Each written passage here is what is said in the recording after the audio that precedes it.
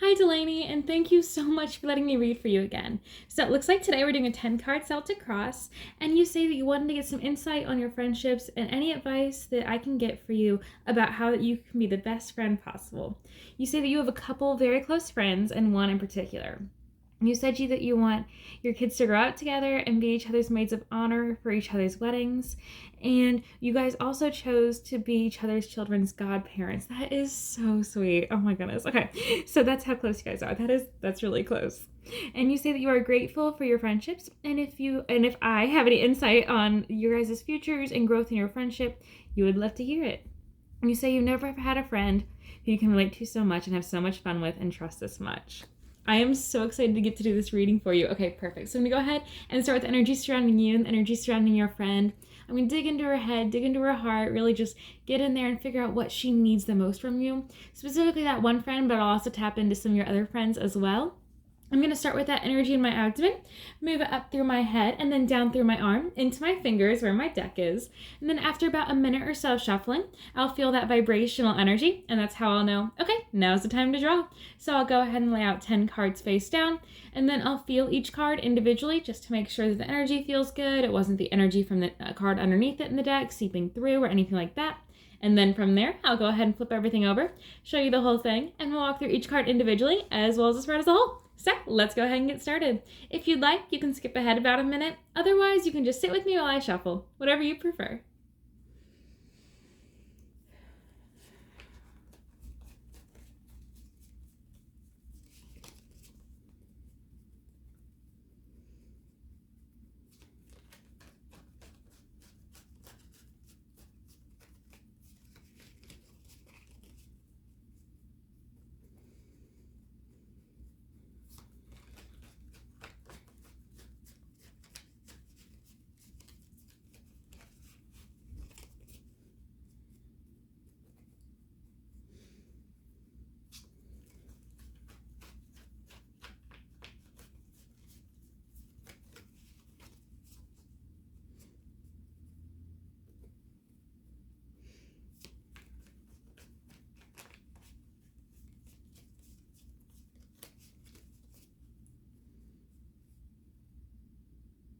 Okay, these cards on top here feel great to me, so I'm going to go ahead and lay 10 of them out face down.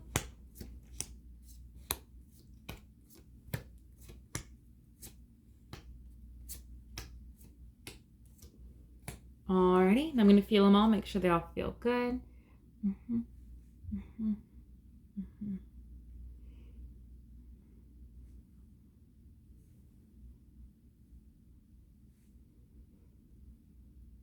Okay, they all feel good to me. Let's go ahead and see what we've got.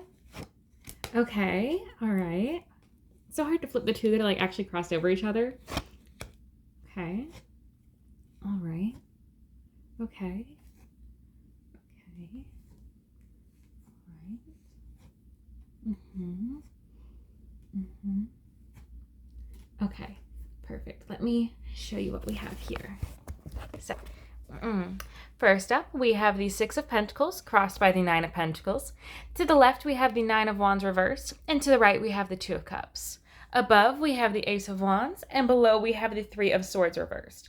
Then for the staff, we have the Three of Wands, followed by the Ten of Wands, the Six of Wands, and finally, the World. So, let's talk about each card individually first.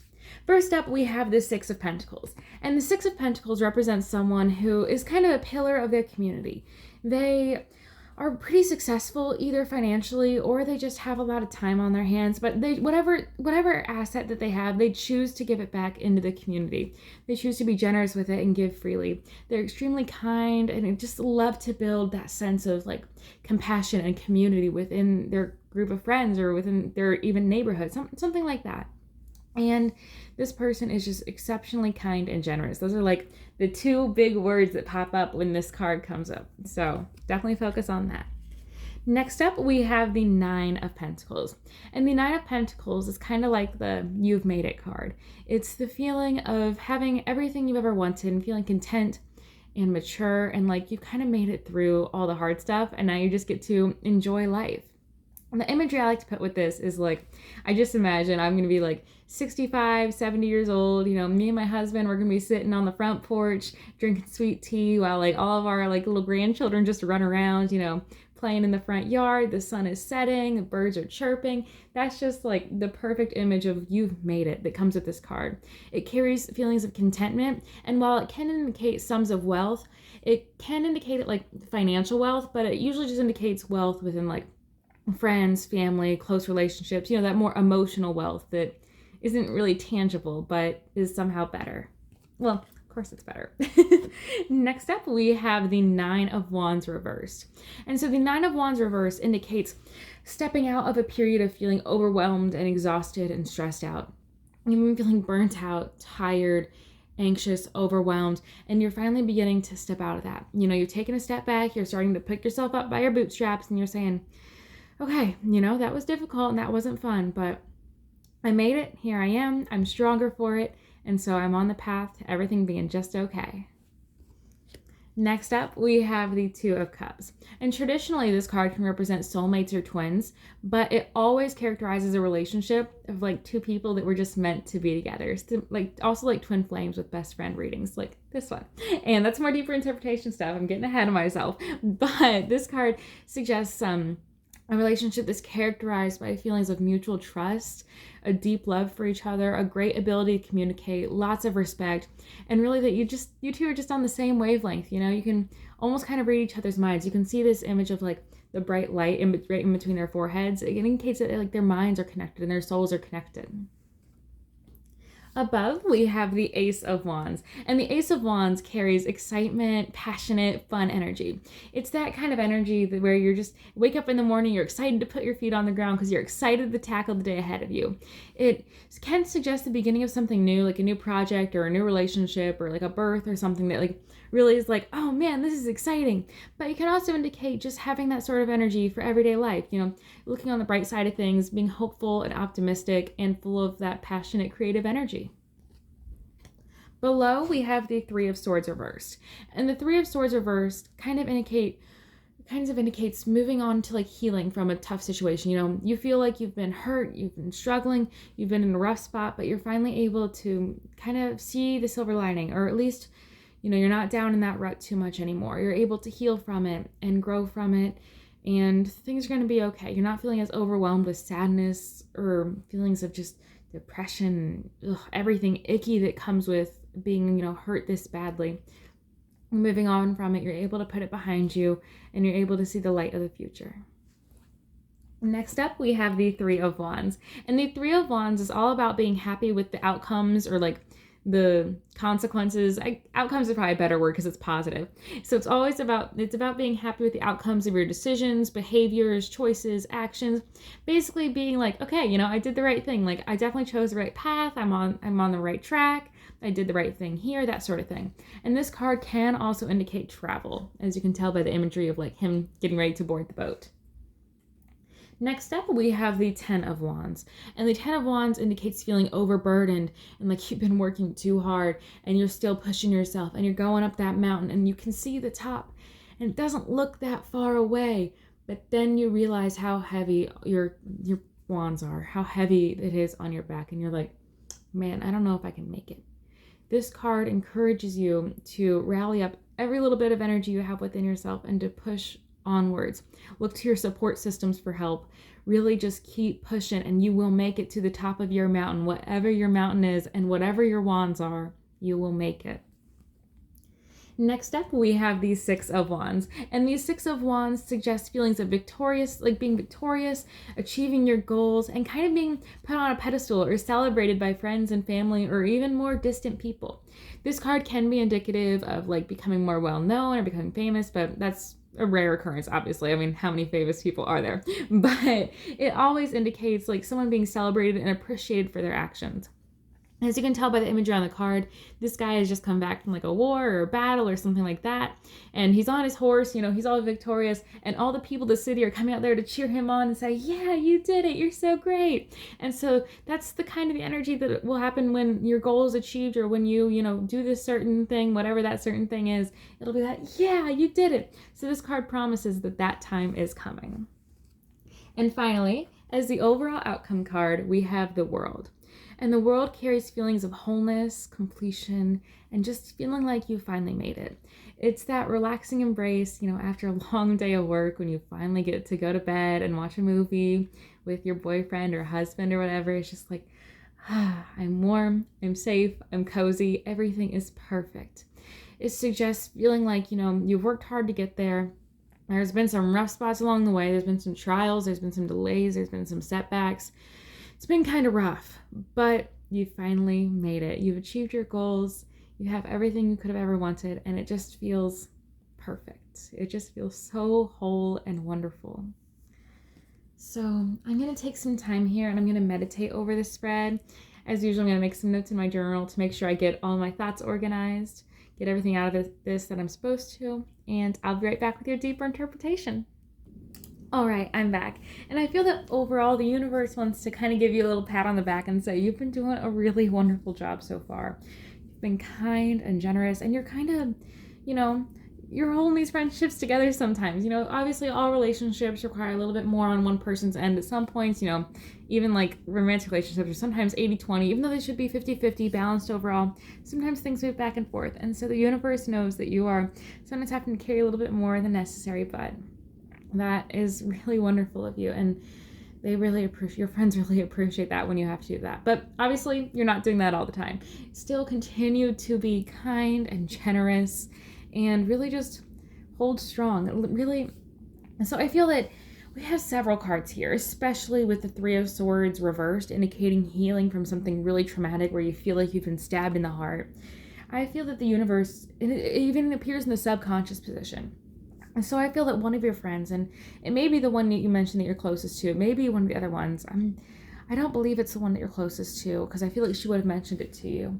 But I feel like one of them has something recently that's really felt like a stab to the heart. They've been working through it, they've been healing from it, or trying to at least, and they're exhausted, they're tired, they're burnt out, they're overwhelmed. And so I feel that the universe really wants you to act sort of as that beacon of passion and excitement in their life, really be attuned to, I guess what I'm trying to say is be attuned to when one of your friends is a little off, they're not quite as chipper, or, they don't text you back quite as fast, or they just don't seem as happy to hang out. It's not because they don't want to see you or anything like that. They're overwhelmed and they're burdened and they're tired, and they're not trying to push you away or keep things from you. They need help. And so I feel that the universe really wants you to be attuned to those sort of things. Listen to your intuition, listen to your heart, listen to your gut, and be that beacon of happiness in their life. You don't have to say like, hey, I can really tell you're struggling, like, let's talk. But just, be like, surprise them and be like, hey, I came over, with, I don't know, what's something your friends like. Let's say, I just came over with some flowers and, a bottle of wine. Let's just hang out, or if you're busy, I'll just leave these here. Give me a call when you want to hang out. But just reach out a little bit, do something to make them smile. Make sure they always feel loved and cared for. Because that's one thing that I've seen in this spread and also in other spreads. You're really, really great at making people feel loved and cared for. And so you can kind of extend that to your friends a little bit more when you tell they're a little off, they're not feeling so hot, things just aren't so good. But I feel for your one friend that you're closest to, that's where we have the Two of Cups and the Nine of Pentacles coming in. You two are going to have, not only are your kids going to play together, but your grandkids are going to be playing together. I mean, a family reunion is actually going to be you and your husband's family, her and her husband's family. That's the way it's going to be, because you two are so close, and you're going to continue to stay close. And continue to respect each other and communicate well.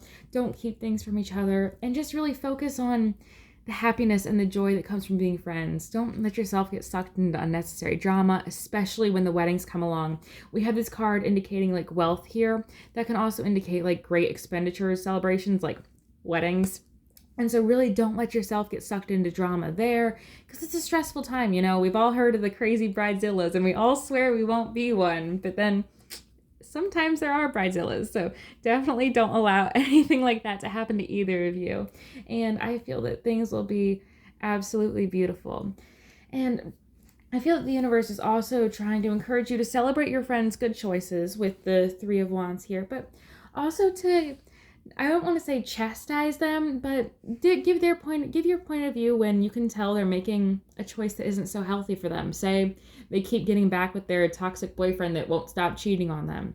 Instead of being like, that's great, have fun, be like, no, like, if, even spin it on them, be like, hey, well, if my boyfriend was doing this, would you want me to get back with them? Really just make them think, and don't get angry with them or anything like that, because that'll just push them away. But really encourage them to think about the outcomes in of their behaviors and their decisions and their actions. And understand that a lot of them, again, may be feeling overburdened and stressed out and anxious. And maybe offer to take one or two of those wands that we saw on this guy's back. Offer to take one or two of those away. Say like, hey, like, do you want me to just watch your kid for a few hours? Like, it's not a problem. I can have a play date, and just give them the break that they need. Or, be like, hey, do you want me to pick you up anything at the grocery? I'm gonna be stopping by your house on the way back home or whatever. Just anything like that to really take the edge off of some friends that might be hurting a little bit. But overall, I feel that there also is a need to celebrate each other. When you are successful, they will come around you and celebrate you. And when they are successful, you better be celebrating them, girl, because they deserve it. And they deserve it. They know you deserve it when you're successful. And culturing that energy of like compassion and love and excitement for each other's successes builds a stronger community, and one that is not only not afraid to share its successes and growth, but also one that is not afraid to share its failures and its struggles, because it understands that, okay, well, if I'm struggling with this, I'm surrounded by a bunch of successful people, and they also know that I'm successful in these other things because, we've interacted this way, so they can help me. So culture is a more honest culture, I guess is what I'm trying to say, between you and your friends, where you're able to be like, hey, I'm really struggling, with this, and they can say, hey, let's try this, or we'll support you like this. And it goes both ways with celebrating successes and also encouraging each other when failures happen. But overall, I do feel that despite everything, you are absolutely on track, and you already are an incredible friend. You add so much to your friends' lives, and you help them feel whole. And life is so hard without close friends in it, and really, you provide that to a lot of these ladies that are your close friends. I'm assuming they're girls. I don't know why. A lot of these people that are your really close friends. And you just fill their hearts with so much joy and happiness and love.